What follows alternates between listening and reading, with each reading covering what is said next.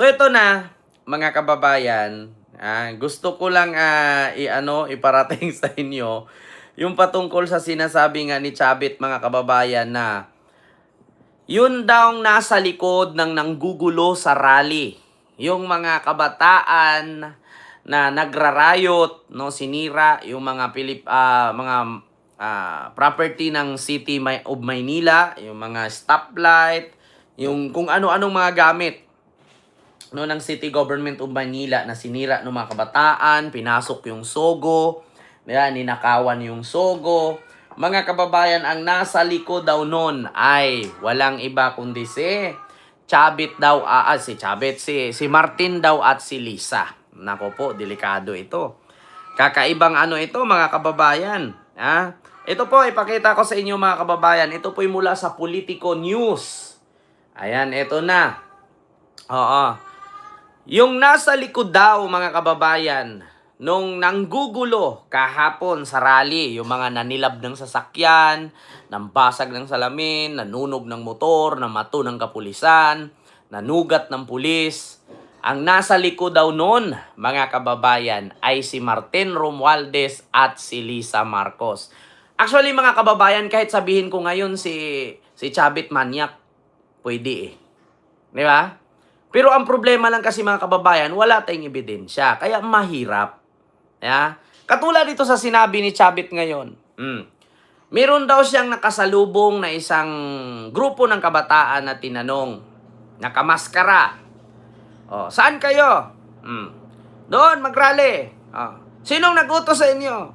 Martin Romualdez at si Lisa. Binayaran kami. Di ba? Mabilis magsabi. Pero mahirap maglabas ng ebidensya. Kung puro lang kwento, walang kwenta yan.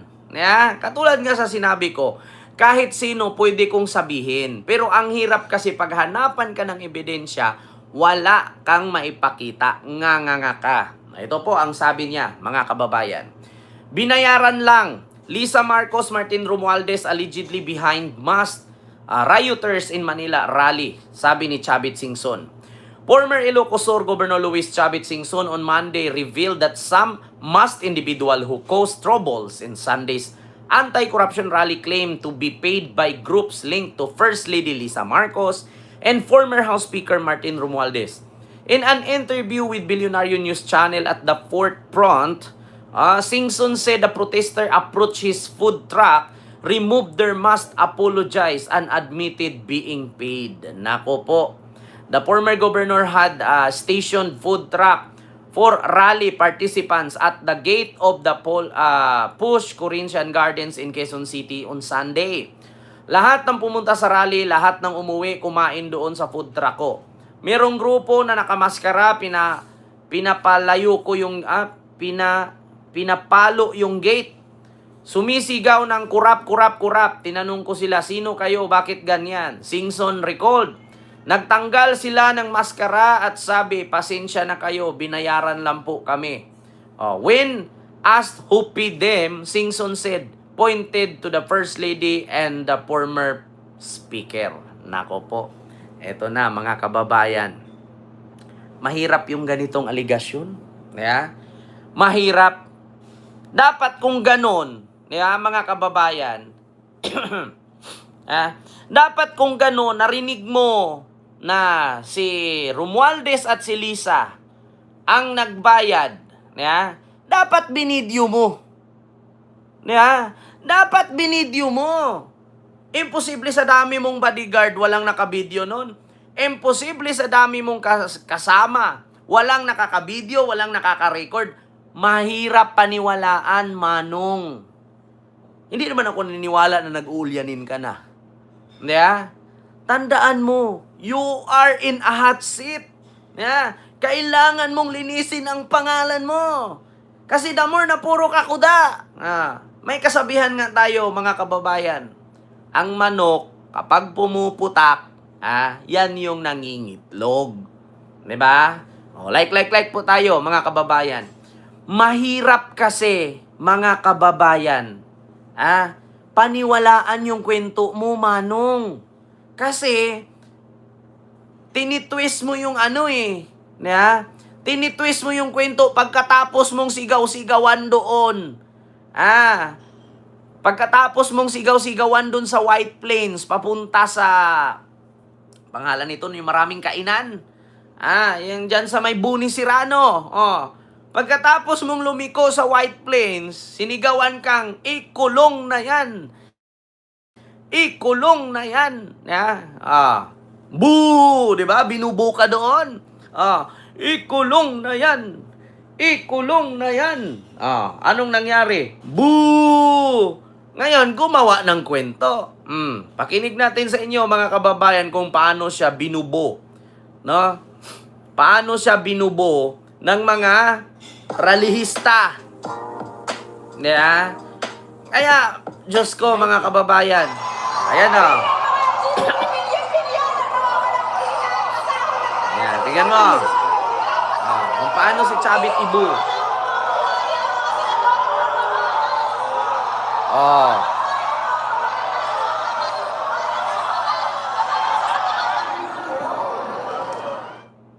Binubo si Chavit.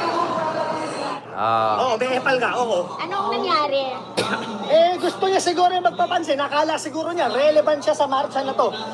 Tapos dito, ang alam ko, kung meron pang gate for dyan sa Camp Aguinaldo, alam ko parang meron ding rally yung mga DD-shit dyan. Palibasa, di sila welcome sa rally natin. Gusto siguro niyang, pag hindi na tayo nagpo-programa, buyuin niya yung mga general destabilization. Ayoko ng destabilization. Gusto ko lang accountability. Anong pangalan nila? Anong grupo po natin? Jason, basta isang mamamayan lang po akong Pilipino. Opo, salamat po. Kita ninyo? Binubo!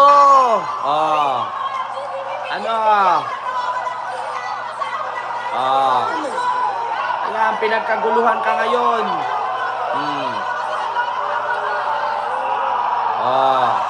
Nakalagay dito, mga kababayan. Ayan sabi. Ano ba yung nakasulat?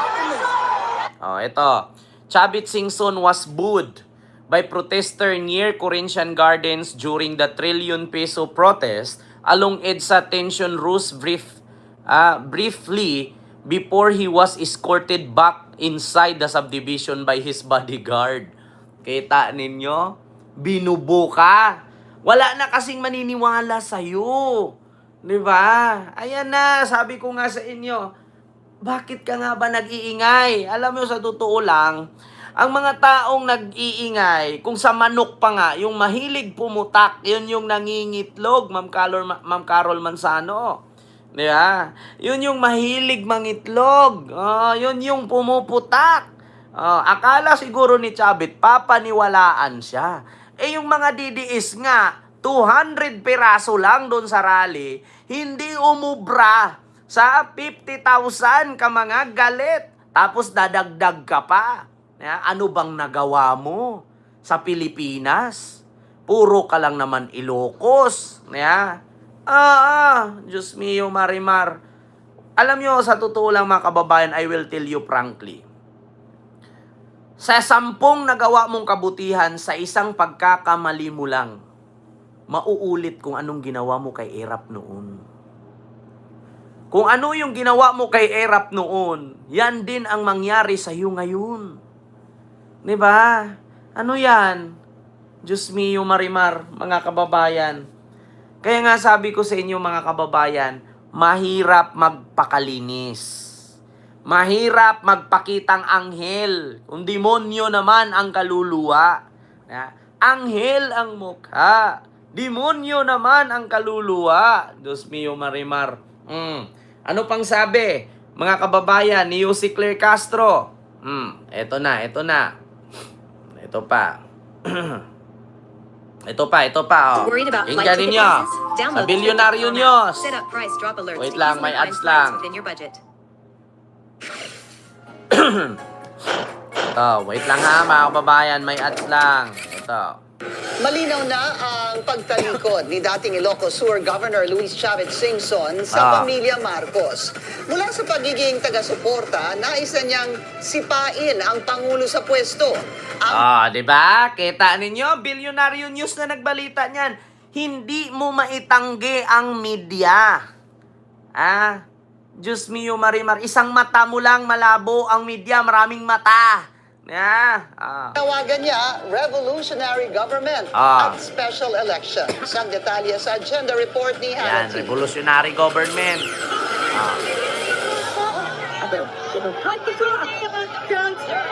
Matapos puksain ang mga nagproprotesta sa Trillion Peso March sa EDSA White Plains kahapon, lumitaw si former Governor Chavit Singson sa At the Forefront ng Bilyonaryo News Channel. Araw-araw na siya nagpapa-interview, araw-araw na siyang lumalabas sa TV, araw-araw na siyang humaharap sa media.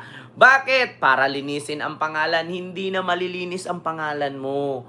Kung si Marcos nga may 7 alas na nagiging wala. Naalala nyo ang ginawa ni Apo Lakay? Napakaraming nagawa ni Apo Lakay sa bansa.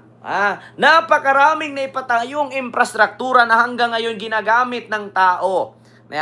Pero dahil sa isang pagkakamali sa salitang martial law, nabura lahat yun. Ikaw pa kaya? Di ba? Para ipaalalang kaisa siya ng mga ayaw sa Marcos administration. At dapat palitan na raw ito. Ang suggestion ko, it should be a meeting. Tanggalin si BBM, tapos mag-meeting ang military, police, and all the justices, Tapos ang ipalit si Sara, putang ina ninyo. Di ba? Supreme Court justices, and all the religious organization to form a new government. So parang revolutionary government. To form a new government. So bakit sila makikinig sa'yo? Bakit sila susunod sa'yo? Di parang presidente na din ang ginagawa mo. Di ba? Parang ikaw na yung pangulo. Ang tanong ngayon, buti sana kung hindi ka binubu. Di ba? Buti sana kung hindi ka kinantsawan.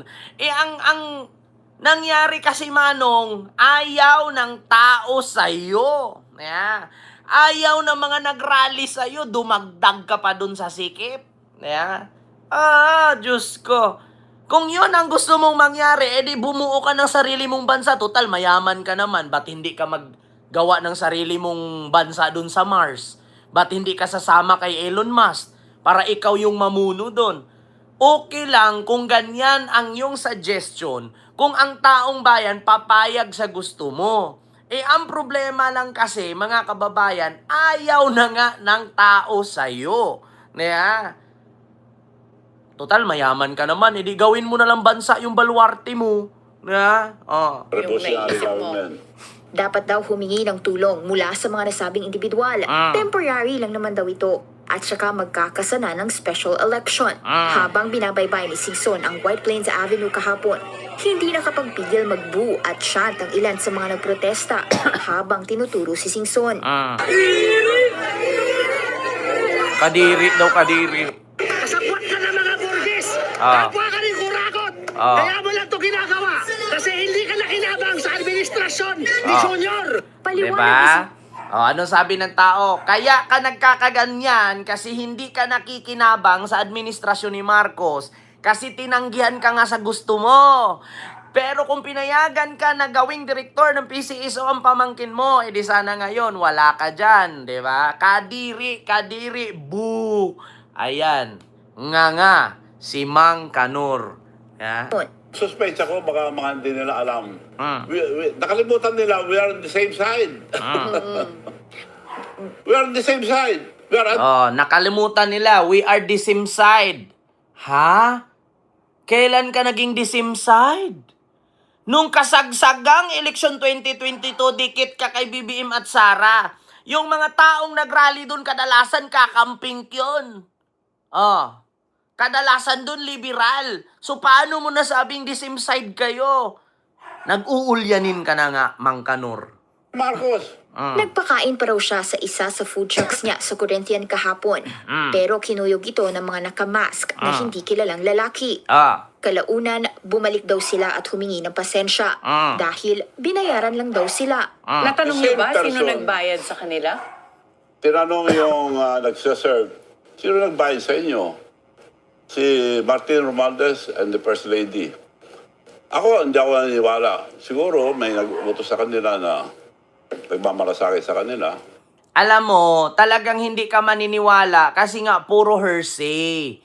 Maniwala na sana ang tao sa iyo eh. Lilinis sana pangalan mo. Ang problema lang kasi, yung nag-serve ang nagtanong tapos, Diyos ko, imposibleng lalapit ka dun sa nag-serve. Imposibleng hayaan mo, lapitan ka dun sa mga nakamaskara. Naku, isa lang masasabi ko, ebidensya. Bago kuda. Mahirap kasi yung puro kwento. Walang kwenta yan. Kwento mo sa pagong, manong. Ayun ang nagpadala ng mga manggulo doon. Isa sa mga hamon ngayon ni Singson ang pagtutok sa flood control contracts sa baluarte ng Marcos clan na Ilocos Norte.